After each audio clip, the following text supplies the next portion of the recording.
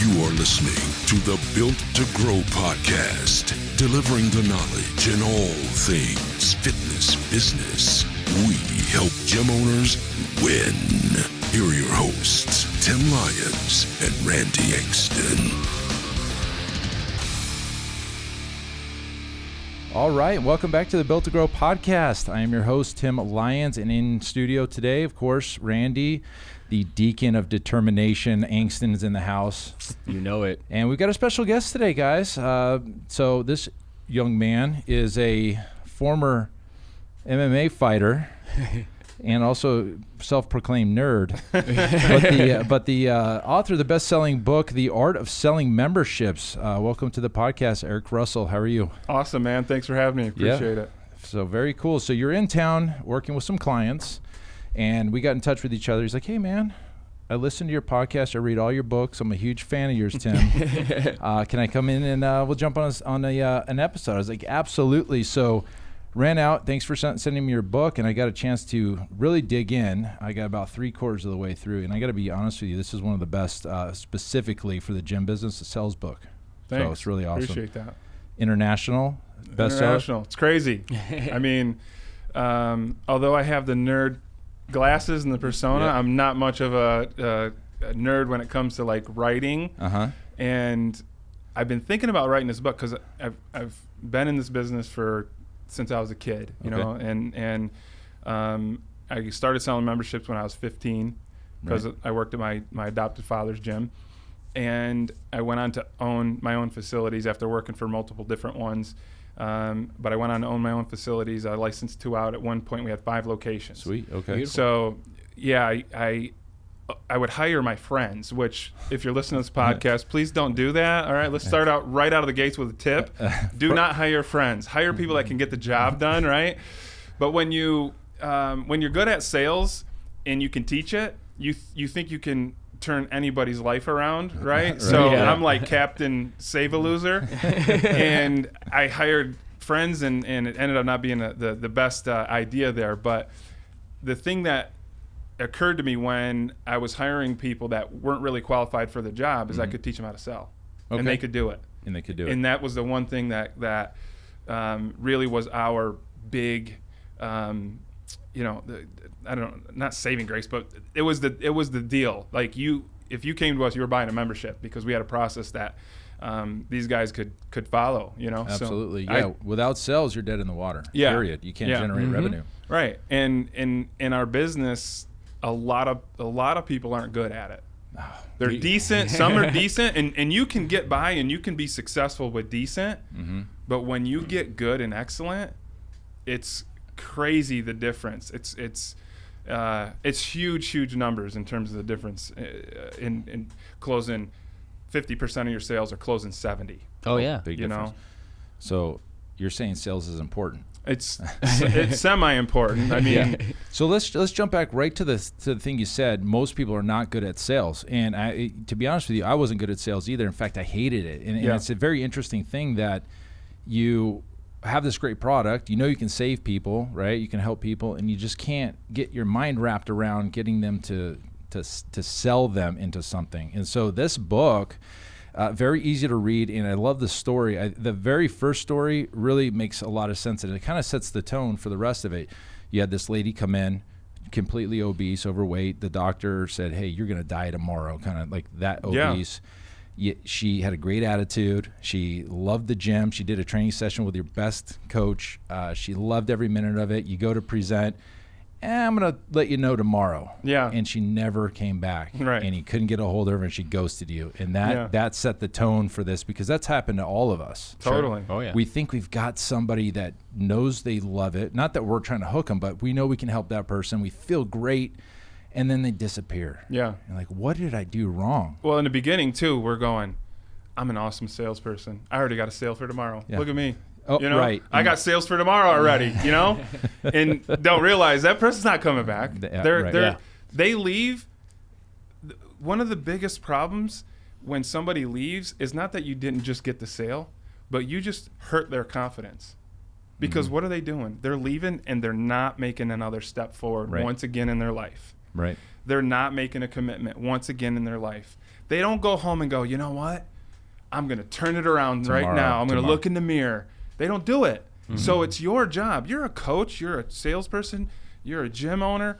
It's your job to motivate them, right? What are you going to do if they come in and say, well, I can't do 10 reps right now. I can only do 9. Okay, well, go home and think about that extra one, right? You don't do that. No. But in sales, we get that, well, we can't, and like you mentioned in your book, that it's this situation where we feel like when we start asking them for money, now we're taking something from them. We're hurting them. We're hurting them. And the reality is that is one of the pieces they need to move forward. They need to pay for it. They need, if it's free, they won't show up for sure. Yeah, Randy speaks to this. I speak to it a lot. Like I handle a lot of the mindset around the individuals that we're working with, and the stigma around sales, and the pushback and resistance around asking for that sale. We break it down. I've broken down on this podcast a few times, right? That is an exchange of value that client's coming to you for a solution. Yeah. If you don't have that piece of it, it's not a solution, right? The accountability factor, right. Sometimes the price points of one-on-one training and things like that, like the sting of the sale, of the cost of it, adds to the accountability. Get your ass in the gym for that session. Yep. Without that, we don't value that time and that transaction. So. Absolutely, and it's important that when somebody comes in that day, that we get them to continue. And free tomorrow, free the next day, free for the week, free for the month. They're not going to get more excited about it. They leave, they're going to actually hate you tomorrow if you did your job right. Right? They're going to hate you because they're going to be sore. They're going to be like, man, I can't hardly move my arms. Things that they need to feel will also discourage them to come back. Sure. And to be like, and I got to pay for this? But if they committed to it, then it's like, okay, I'm in. Yeah, exactly. This is how I'm going to be. We can make massive changes that way. Yeah. What would you say on percentage of people that, do a sales consultation and leave and that actually do come back? What would you guess? It's so low. I tell people it's a gamble. You're gambling. You might as well go to the casino and play craps. Yep. You have no idea what's going to happen. It's so low because of all those factors. People hesitate on buying from you, not because of price, not because they don't think that you have a great product. If you don't, by the way, that's a whole different thing. Start there. Yeah, like that's a whole different thing. But most of the clients that I work with and that I talk with, they do great training. And this is what's killing them. They're like, I am good at this. People love me, right? But I'm not making the money. I'm not closing the sales. Sure. And so you have that piece of it, but people are not buying from you for those reasons. They're not buying from you for their own reasons most of the time, and most of them are related to that the money they're looking at. Let's say you're charging $160 a month for your membership, okay, and they were paying $50 a month somewhere else, and that didn't work. Yeah, why would I? Oh my God! Now I got to think about this because it didn't work before. So I'm gonna go three times more here and end up in the same spot. It's their own self-doubt. It's not you, right? Sure. Or they're coming in, they're doing your program. Your program's amazing, and they're going, I can't do this. This was great, but I can't stick with this. This is I need to go somewhere else and work up to this. We've had that plenty of times. I got to get in shape before I come train. Totally, here. right. Yeah. Really? There's a psychology. You know how many people are uncomfortable just walking into a gym knowing their starting point? 86%. I've never seen the inside of a gym, right? 8 or 6% are afraid on some level of coming in. They're either afraid they're not going to know what to do. They're afraid they're going to be the only one who's out of shape, right? Those are the two big ones, by the way. It's interesting. Blender Bottle, the Blender Bottle? Oh, yeah. They did a study on this. Okay. They put it out last year. I've been talking about this for years. And what's awesome is when you're in the business, okay, this is a big thing. There's a lot of people around the business, I call it, right? They're going to get you leads. We're going to do this, and we're going to do all these great things for your business. They're around it, so they don't really get it, right? When you're in the business and you're dealing with prospects and you're dealing with clients and you're dealing with members, you have a perspective and you have an understanding that they will never have. Right. You'll never have it if you're not in it, right? And so you're having conversations with people. How do I get people to show up? Well, I've got to work on those fears that they have. Because if I don't ever address those, my show up rate is going to be low. Sure. Right? And so I've been talking about this forever. And I could talk about it because I'm doing it. You're in the business. Yeah. I know people are telling me, well, I'm just nervous about showing. What? You're nervous about showing up? That's interesting. What? You got to go train somewhere else before you come see me? Mm-hmm. What am I saying that's scaring them off? Right? And what I'm doing is I'm trying to tell them how great we are because I think that's what I want. Yeah. I want to be at the best. Well, not when I'm on the phone, I don't. I want to be at the place that handles people who are fat. Yep. I want to be at the place who handles people and can take beginners without having to worry about knowing what to do. That's Beautiful. where I want to go. Sure. Beautiful. So you're coming Right? to their level. Yeah. Yeah. Because, Put yourself in their shoes. they're all like that. Sure. And then Blender Bottle came out with this study, and I'm like, this is amazing. It backs up what I was saying. I should have did a study. I didn't. My study was actually talking to prospects, So that's a big factor, though, when we're looking at the different parts of sales, too, because sometimes we'll treat prospects the same as we treat members. Right. Members care Sure. about how good you are. Yep. Members care about what your place looks like. After they've committed. Right, Yeah. because they're not gonna go, oh, I was a little scared. They're gonna be like, this is the best place on the planet. Sure. I train at the best. And you could take it one step further and go the other direction as well in the language that you're speaking to in your marketing. You know what I mean? How many people out there, and we talk about this a lot with the fitness scene, and they're self-promoting themselves. Quite frankly, the people walking off the street don't care that you have a six-pack.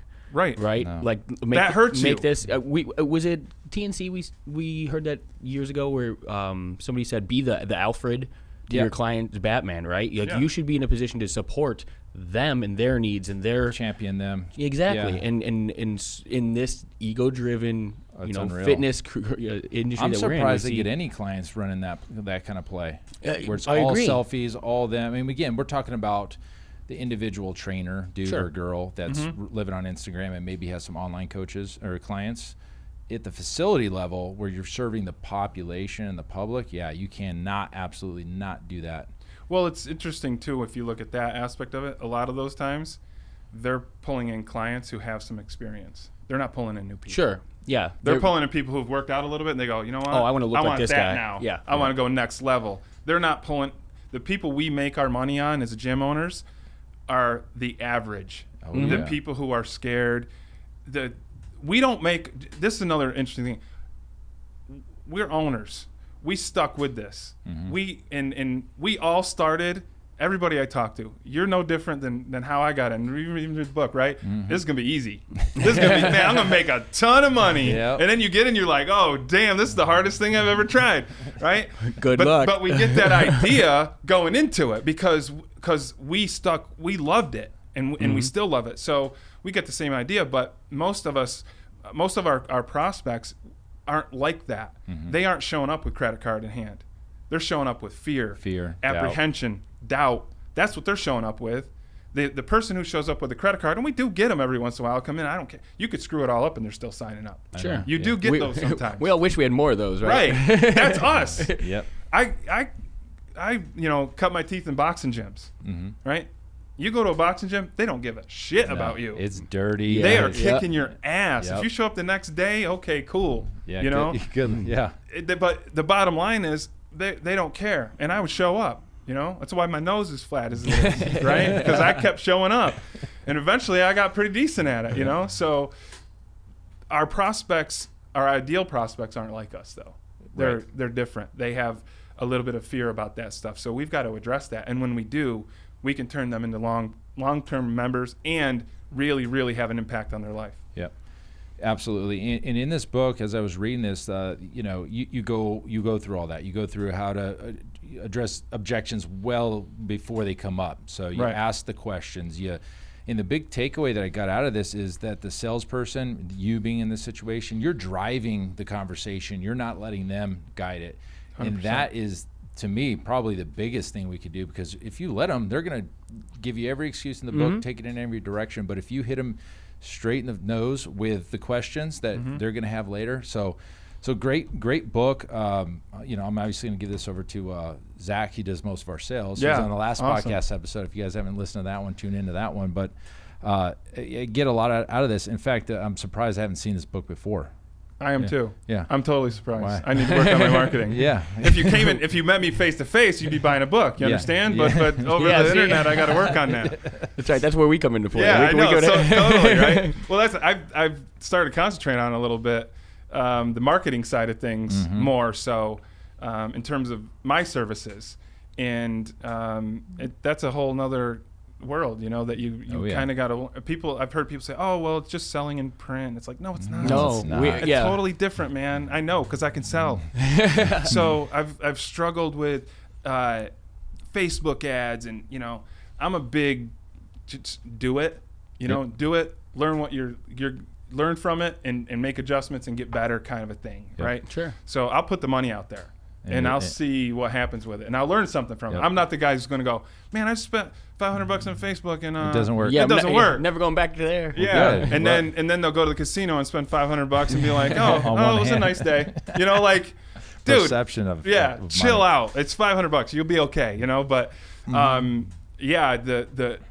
thing that's interesting about the book, and I was talking about this earlier. I started talking about it anyway, is I thought about doing it and I didn't. I'd failed English twice in high school. I was not somebody who I looked at as an author, in the mirror. And I just hesitated on it for the longest time. I thought about it. And finally I was just like, you know what? I'm going to do this. I sent a copy to my dad who's written like 5 freaking books. He's overachiever. Sick. Yeah. It's like, doesn't even and he's written on mindset and like different stuff. So I sent it to him. And he goes, you know what? I'm really surprised. This is a great book. Oh, I was like, well, good. Wait, thanks, Dad. Is that a compliment?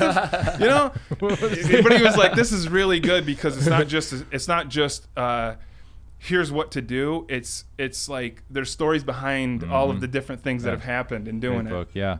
Where do people get this? Amazon? Yeah, you can get it on Amazon, or as a special thing for listening today, we can also give some out if you want. Yep. So you can get it off Amazon. If you'd like, we could do something special for people listening today. Let's do it. They could get a free copy. And you know the deal. They just pay for the shipping, and boom, the book comes out to them. So they just go to sellingmemberships.com. Selling memberships with an S, because we do multiples here. We don't mess around with one. Right? We'll put it in the show notes. Yeah, sellingmemberships.com/free book. Wow. There you go. Boom. Hook them up. That's awesome, man. That was unexpected. So thank you for the listeners, guys. Go get this book, free copy. We're gonna keep it going though. I'm not ending here. We got too much good stuff to talk about.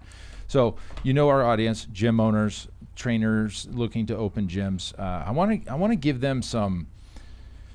Let's talk about mindset for a second, because without the mindset, and you speak to it all the time, you're kind of dead, right? If you come into it.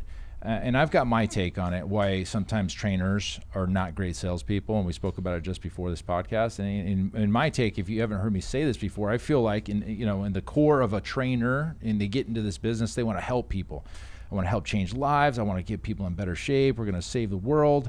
And they're these givers. And then when it comes to selling, they feel like it's hurting that person. And on top of that, a lot of times trainers, unfortunately, don't make a whole lot of money, and they can't really even afford their own services. So how do I get this other person to pay me money for something that I think is pretty easy, but when I do that, I'm going to hurt them by doing that. So what's your take on that whole mindset side of the trainer, dude or girl, going into sales? Yeah, and it's common because we think sales is a negative thing from the get-go.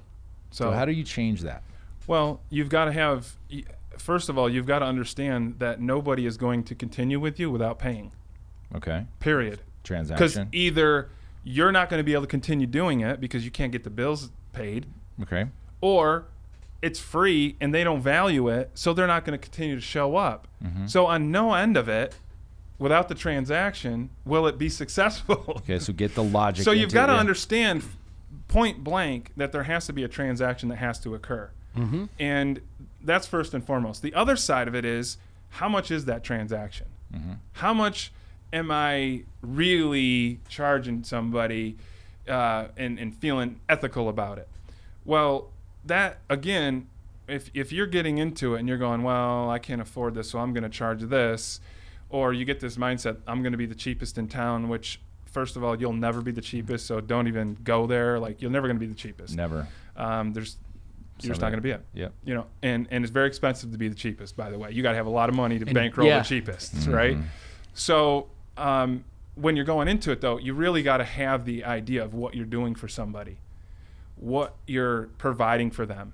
You know, there's people that will tell you, well, like, you know, that's a lot of money for $150 a month. That's $1,800 a year. Okay, that's nothing when it comes to losing weight and getting in shape. And we know this because that same person will also go get the lap band, so they don't eat as much. That's $3,000, $3,600-ish for that surgery, and the person doing it is making about $300,000 a year doing it. Yep. Right. And they'll go pay for it all day long. Right. The one thing on your end is they actually have to do more work, right? They have to show up, they have to sweat, they have to do those things. Yes. But what you bring to the table, what you are providing for them, I don't care what you charge. I really don't. I don't care if it's $1,000 a month. It's worth it to help somebody accomplish that goal of losing weight, feeling better, looking better. When those things are going on in their life, they're doing better at their jobs. Everything. Their relationships are better. There's so many things. When you change someone's life, it's like there's no amount of money that you could charge that would be too much. Right. It's just a matter of whether they can afford it or not is the question, right? Sure.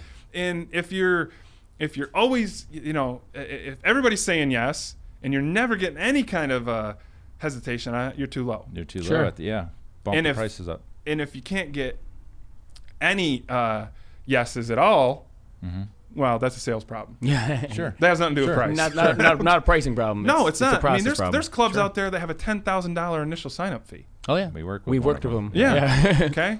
So they're out there, and and that could be you, but again, it really comes down to you.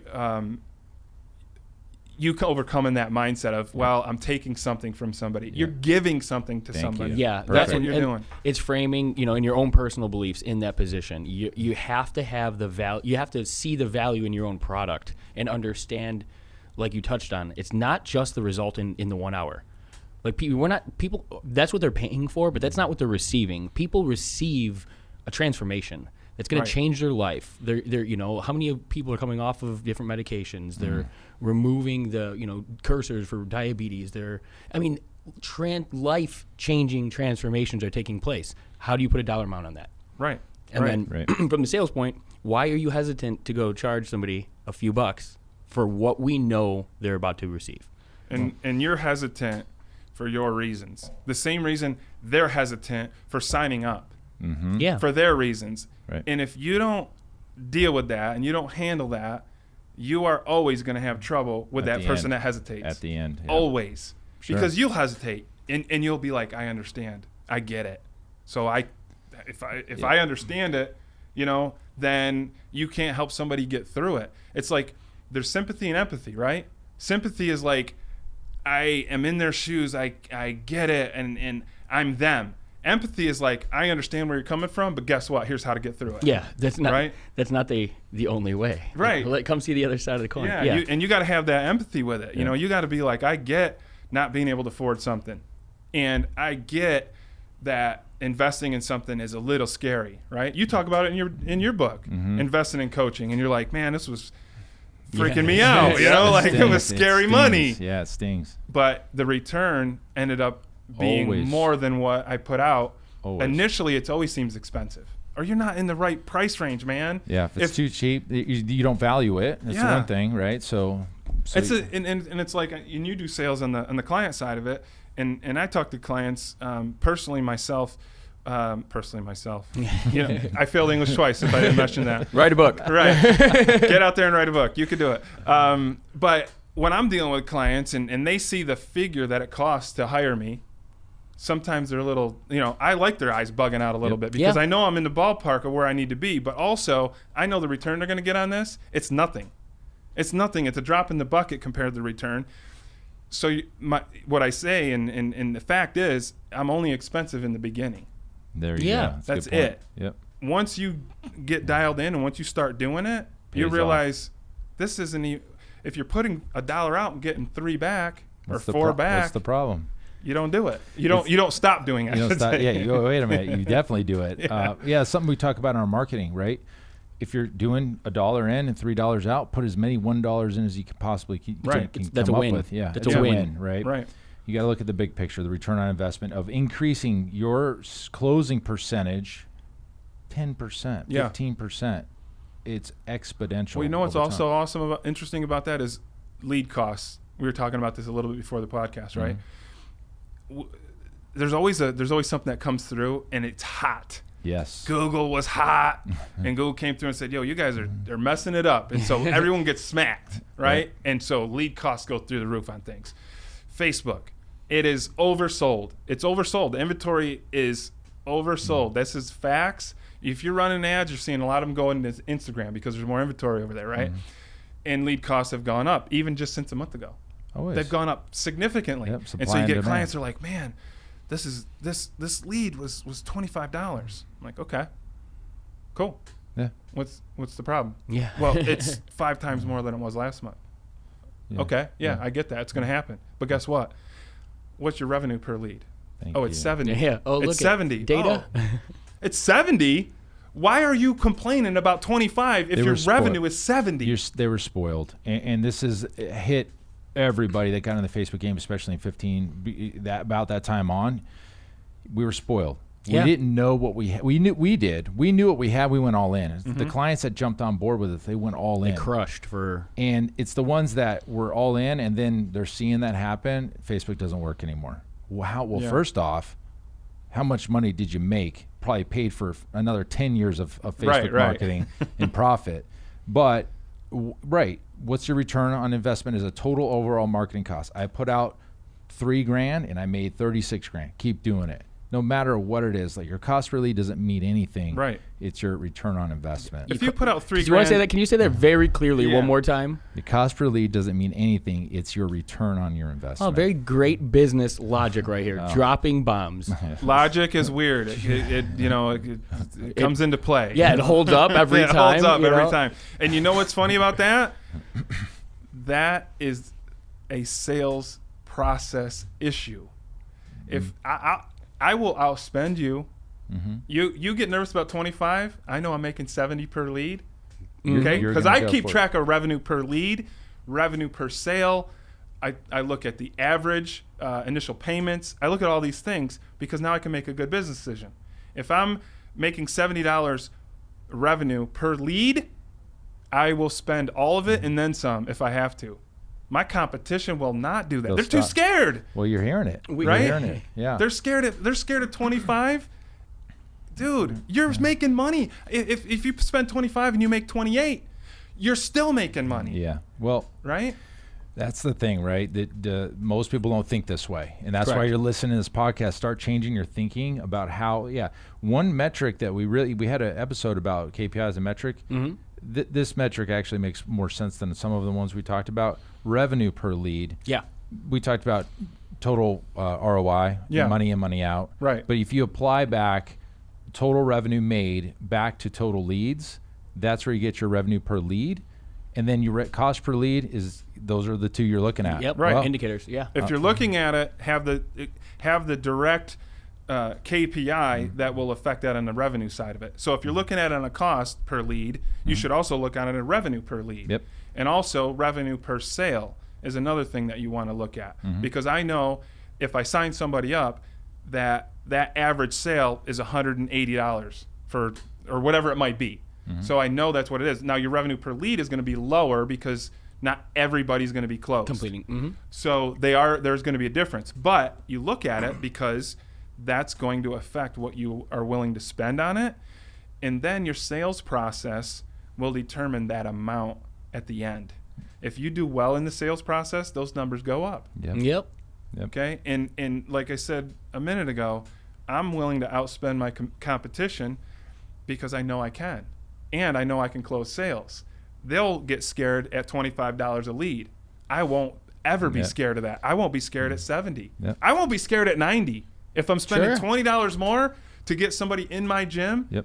Because next month we're ahead. back in the green. You're ahead. You know. Yeah. So you look at those things. They're important. Yep. Sales is everything when it comes to that. Mm-hmm. And any kind of problem you have, sales is the answer. Solution. It's straight up. You can sell your way out of a problem really quick. That was one of the problems I had hiring friends. I got nightmare stories about this stuff. I've had fines from the state for, I've had somebody in charge of payroll as an example. This is crazy. All he had to do was write a $232 check every month to the state for our workers' comp insurance. Cool. Easy job. Forgot to do it. Yep. Here we apparently. go. Yeah. And didn't do it. And state comes in and says, hey, you owe us $70,000 for workers' comp based on your payroll, right? Because you got 11 guys and your payroll's not small when you're doing commission sales and all this stuff. Yep. So crazy fine. But guess what solved it? Selling more memberships, getting down. Guess what? We got to get out of the hole. Now we got to sell. Yeah. But we break it down. I mean, even in like every marketing process, whether it's picking up a new piece of software, whether it's adding something to the process, like, oh, cool, mastermind group. Let's say it was a big investment towards a coach or something like that. All right, what do we need to turn around and create in our business in order to make this zero, this dollar amount go away? It's really that simple. We do it constantly. We teach our our clients the same premise. But it's amazing how many people are just scared to do that, even though you can show them on paper, here's the win. Like front to back, you're winning every time. Go do this again. Yeah, and when it comes to the client side, the marketing side of it, it's usually the one of the two things. Either you think you can't do it or you think I can't do it. What is it? Yep. Okay, because if you think I can't do it, yeah. I gotta help you out here. Yeah. But if you think you can't do it, why? What is it about you that you think you can't get done here?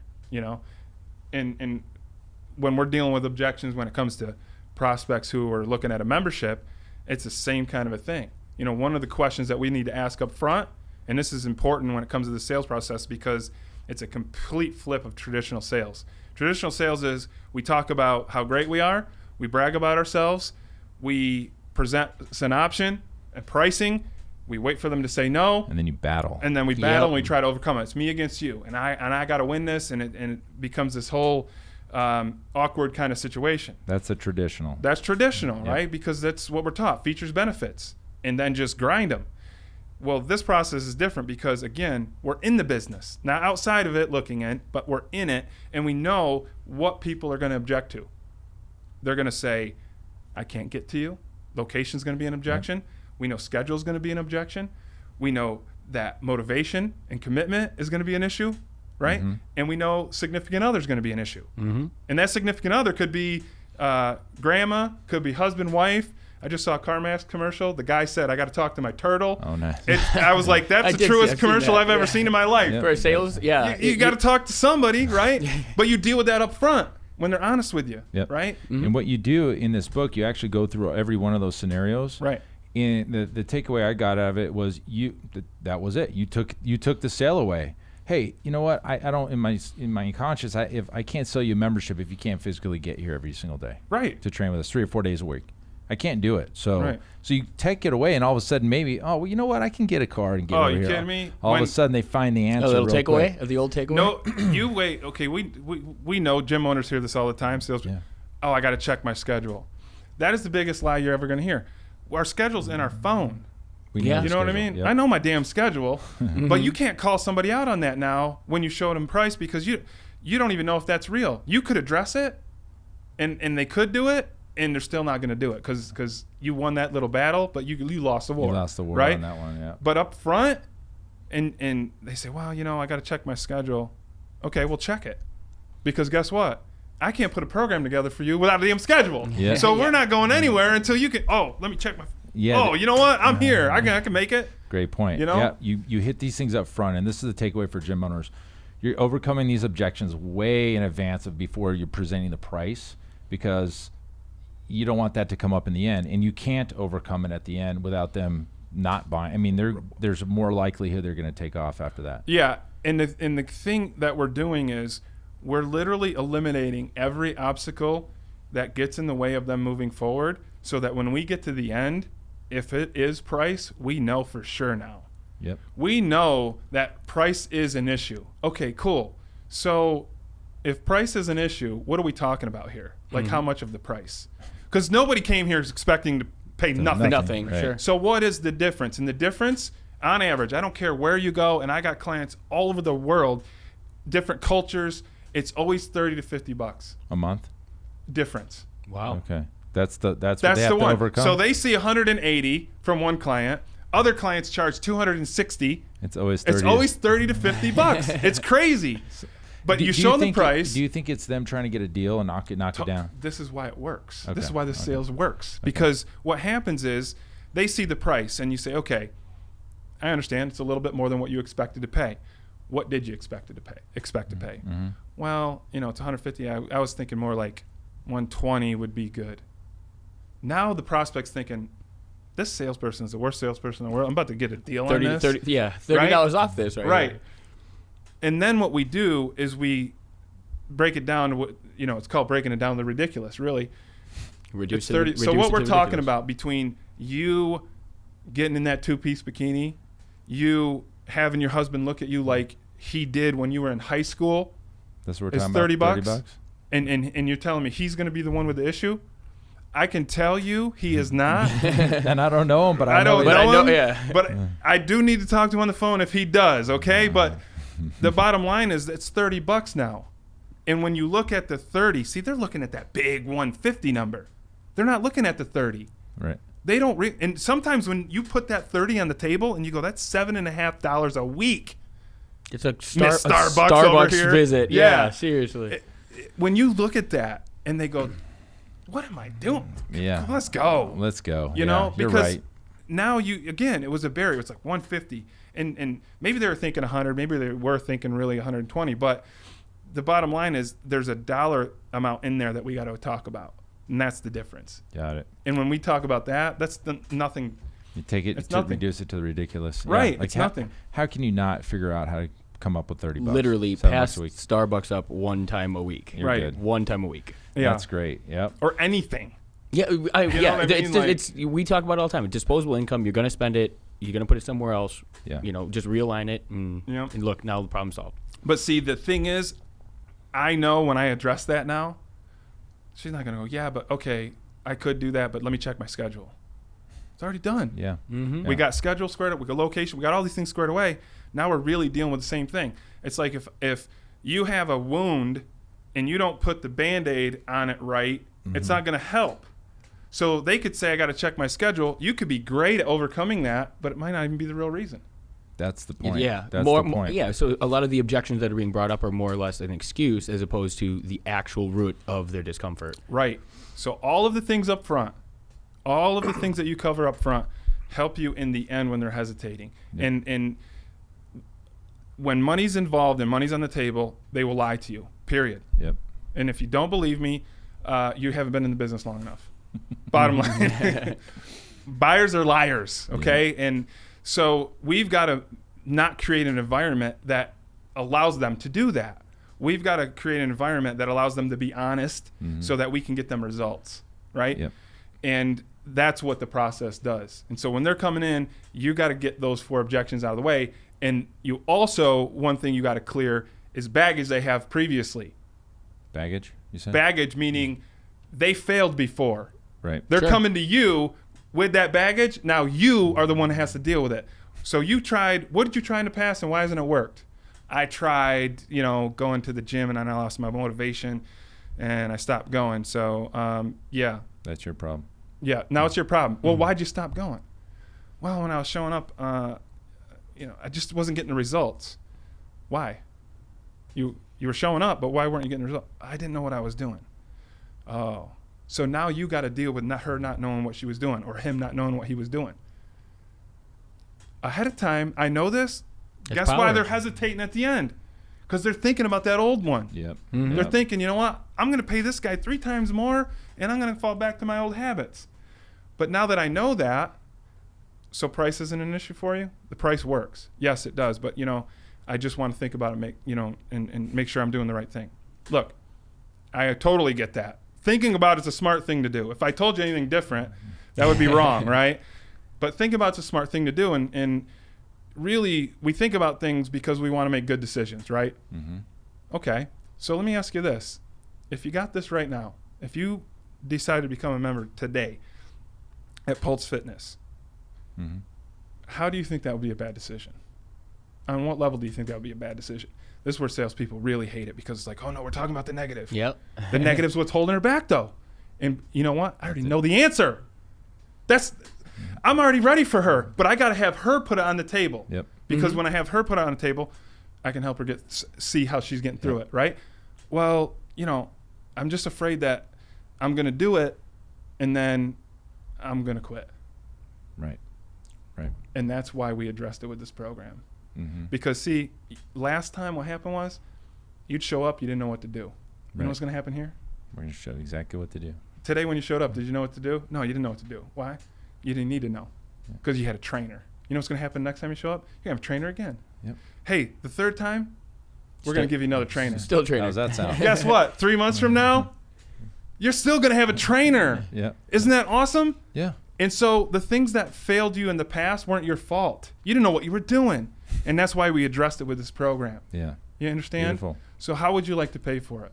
With your credit card, checking account? How do you want to do it? There's the ask. Yeah. I answered the asking problem. for the sale. Yeah. And that's a key thing. And I'm glad you put the exclamation point on that and pointed out. Yep. When you solve their issue, Move fast. don't ask, does that solve your issue? Yes, it solves their issue. You don't need their you did it. You don't need them to tell you that you did it. Yep. You know you did it. So Yep. guess what? Now it's time to move forward. How do you want to pay for it? Since I now solved that problem for you, It's over. how do you want to pay for it? You are a leader, and you need to demonstrate leadership at all times. Yep. Conversations, training, the whole deal. So if you had a problem, I just solved it for you. Now it's time to buy. I've got to tell you that. Sure. I've Yeah. got to lead Sure. you to that. Yeah. Some huge takeaways right here, obviously, from the book and what you're saying. Number one, get to the real root of the problem or the hesitation by asking the question why. Like why, and then you keep Before asking. money's involved. ahead of the Right. yeah, the value. Yep. Yep. Why did you fail? Well, I wasn't going. Or why did you fail? Because I didn't know what I was doing. Right. You found the problem and then you solved it. Right. That's number one. Number two, you listened. Okay. You asked questions throughout. You didn't just talk at them the whole time. You're listening to, because you want to listen, guys, because that's where you're going to get your ammo from, right? Yeah. You got to let them talk so you know how to position things and ask the right questions. And then number three, you led the whole thing. You don't let them lead it. So we talked about that in the beginning.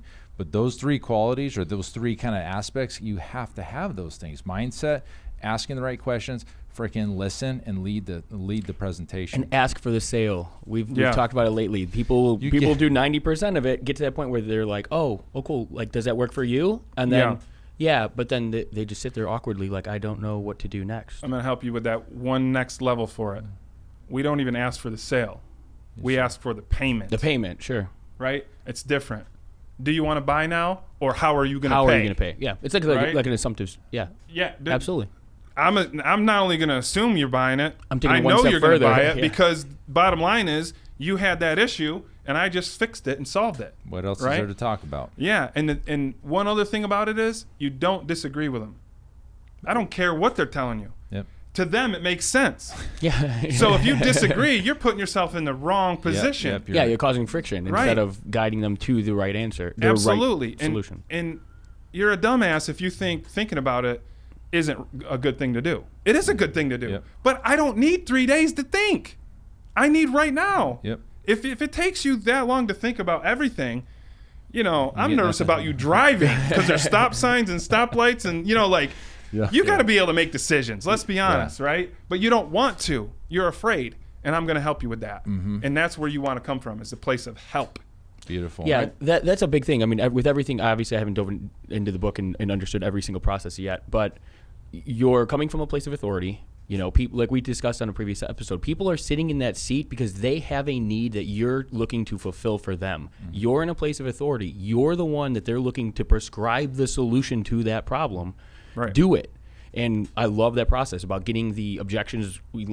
Let's face them all up on the table. Let's have the conversation because And there's nothing if beyond there that. is the objection, take away the sale. Like, I can't exactly. move forward if you can't get here. And I can't move forward if you need to speak to your husband or wife. Like, we need to get them here.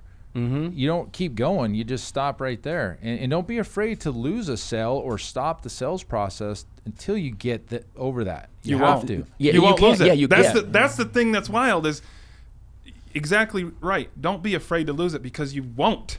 You know what I mean? You're afraid of losing a sale and then you lost it. If you keep going, you're going to lose that sale because that objection is the reason that they're not willing to complete the sale. Correct. And if you push beyond it, all you're doing is confirming a no.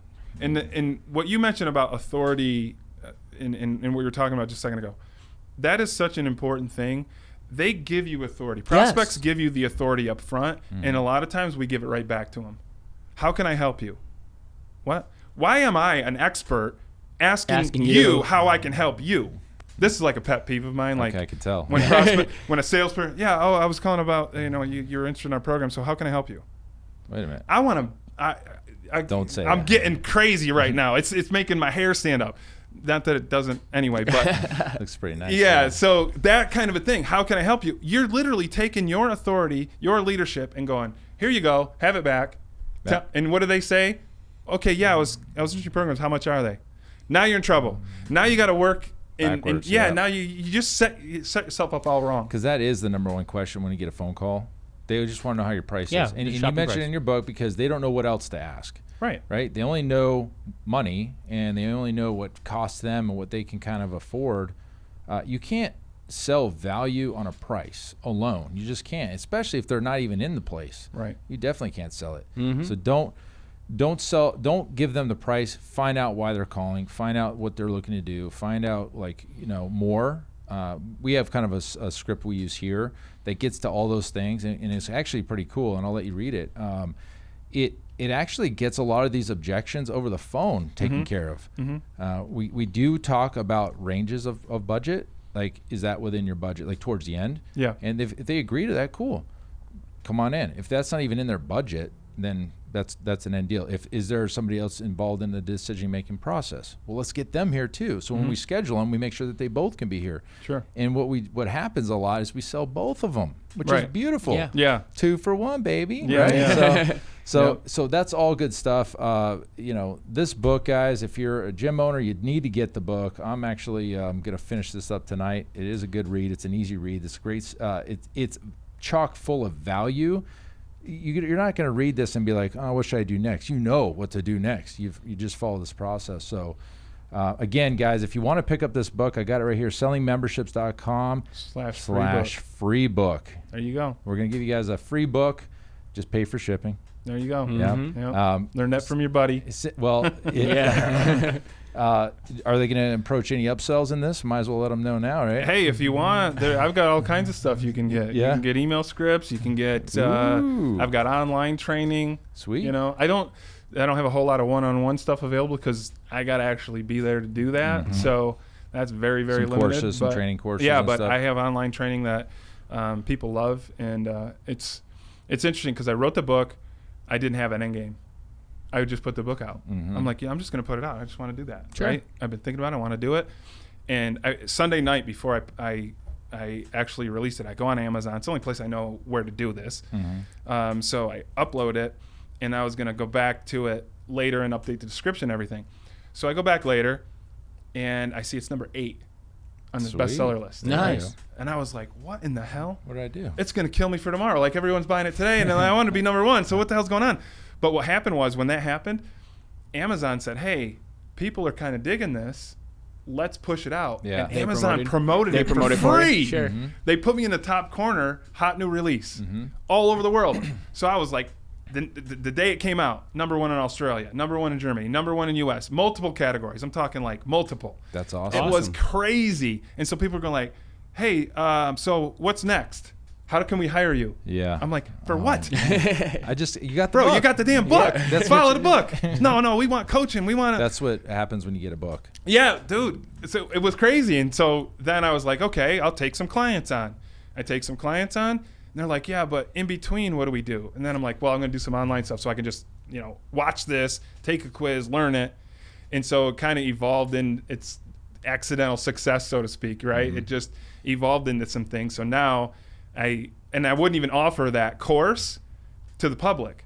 I'm like, what am I doing? Sure. I could offer this for way lower than having me show up on Skype with you. Right.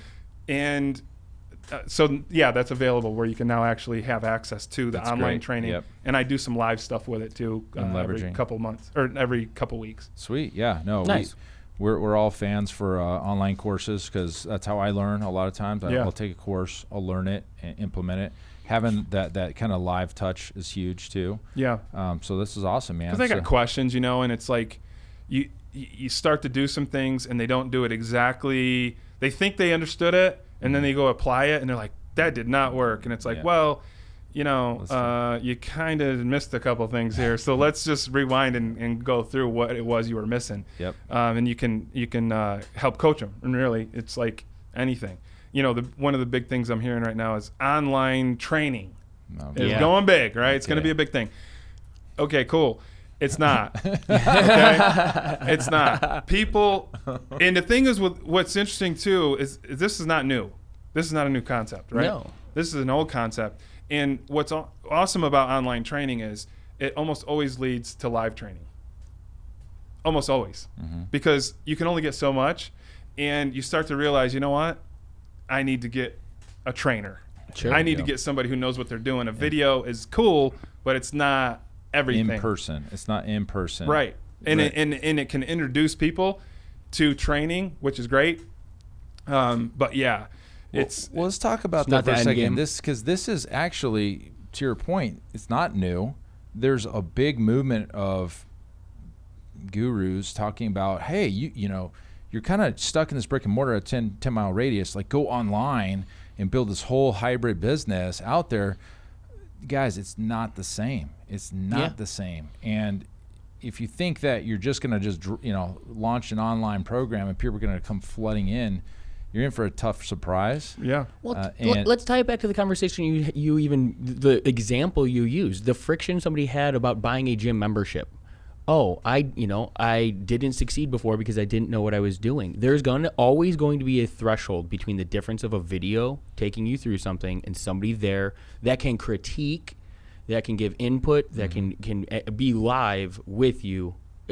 How can that be considered the same? That can coach you. You will quit on yourself. Exactly. Period. Yep. Yeah. A coach helps you with that.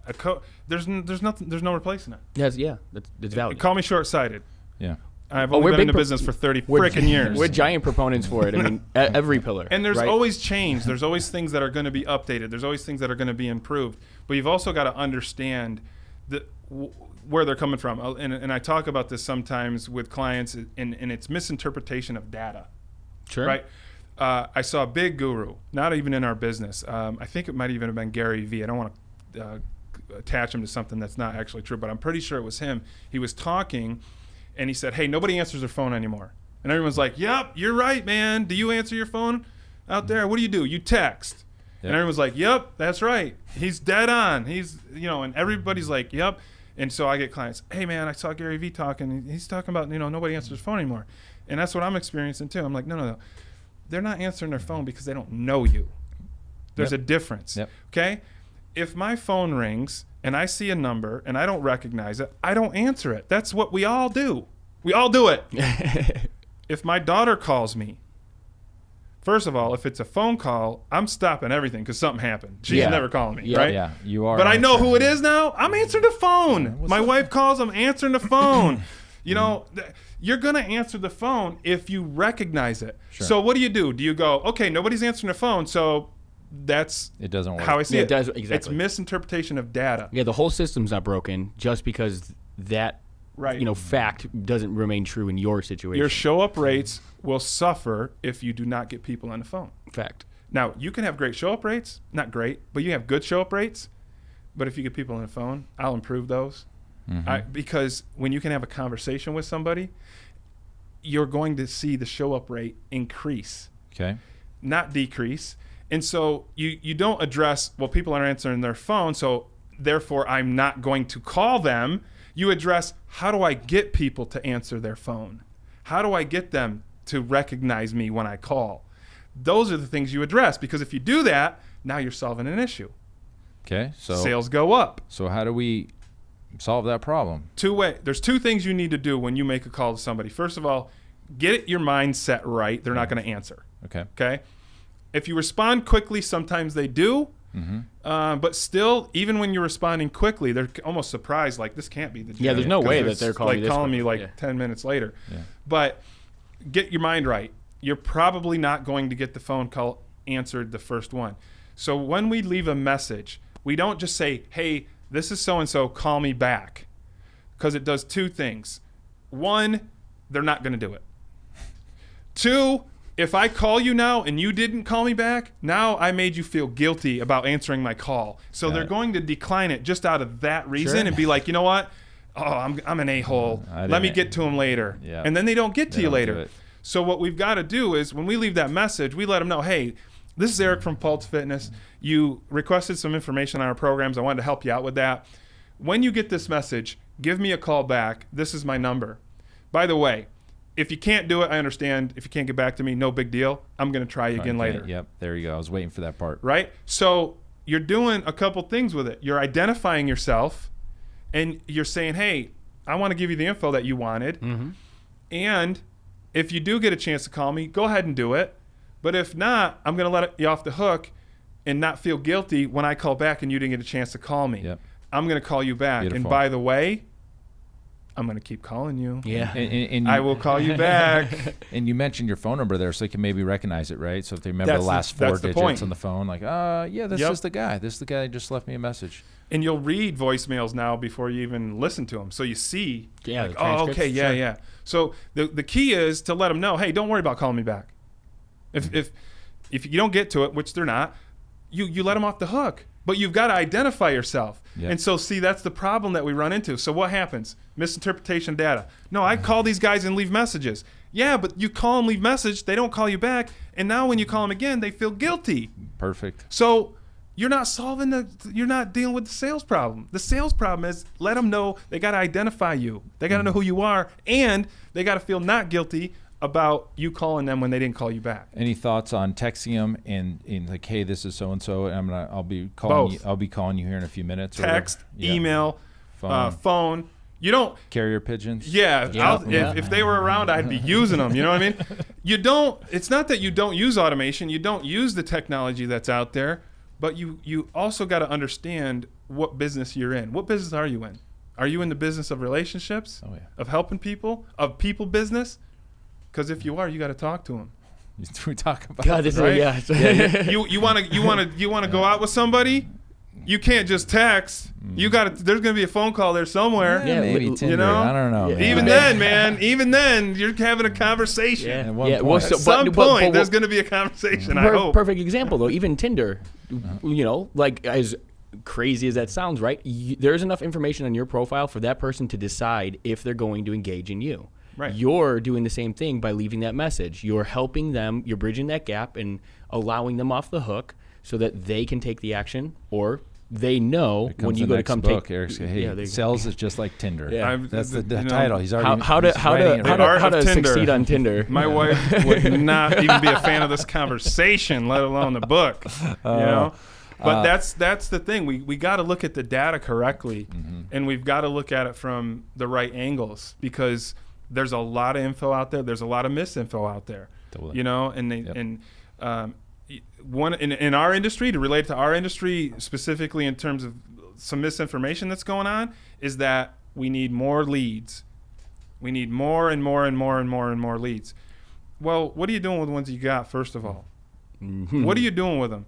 Because if you're just going to come to me and say more leads, you're going to be enslaved to that client forever, because they are never going to be able to handle, first of all, what you can bring to them, and second of all, when that dries up and they got to do something like, I don't know, go out to the public.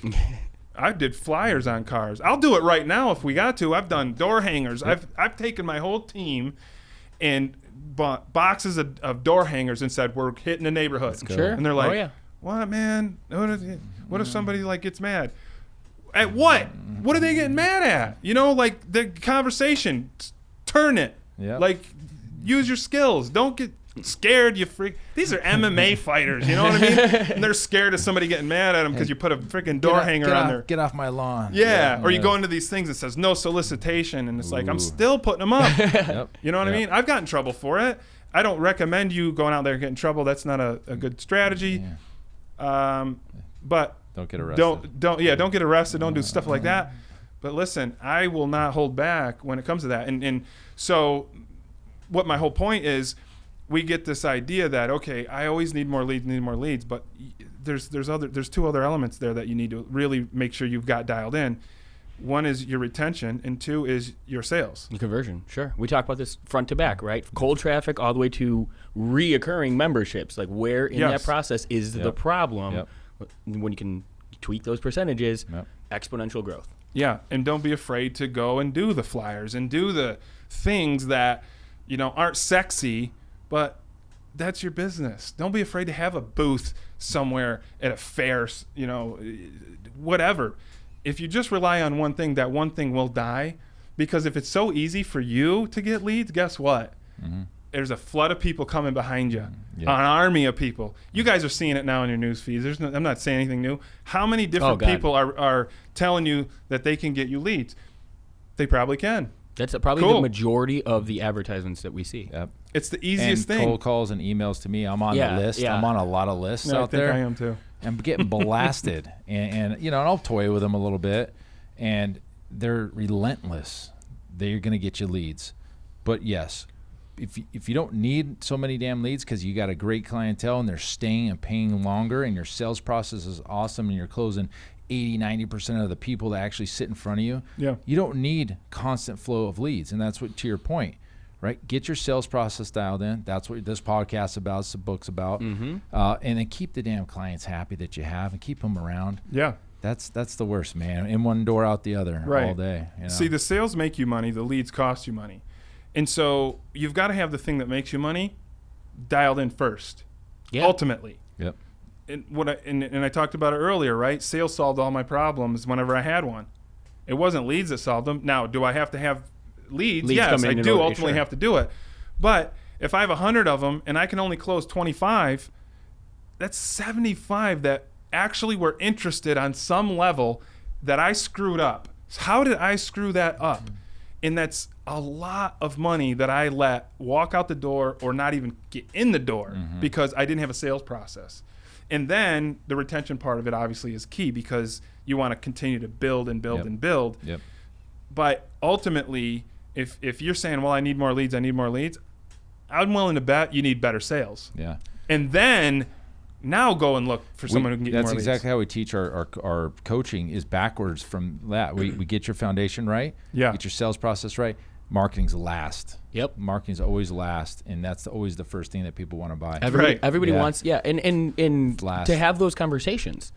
It's funny because we joke all the time. Everybody begins because they think that their sales process is the shit. Everybody thinks they close everybody. I know. I hear it all the time. You hear the same calls, the same things and all they're concerned about is more in the front end, more in the front end. When you broke it down, the numbers. If you fix those percentages at the sales conversions and keep the same leads you have, exactly. Now your business just explodes. That is probably one of the biggest, percentages or ratios throughout the entire process that matters the most. Right.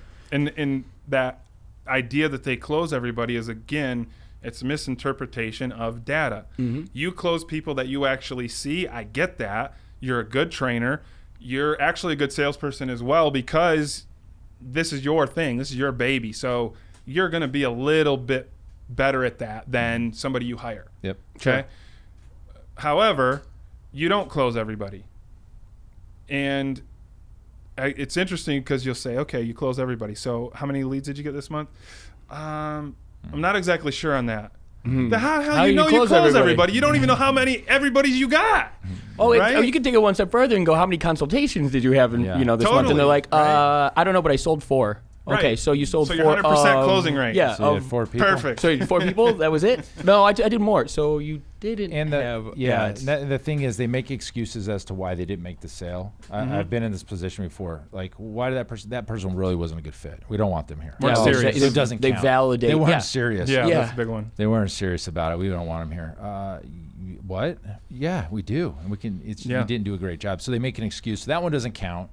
And then the person that they came, they left and gave them an excuse, and they're coming back later, and they never do. Well, that one doesn't count yet because they haven't sold. I mean, and all of a sudden I'm 100% closing rate.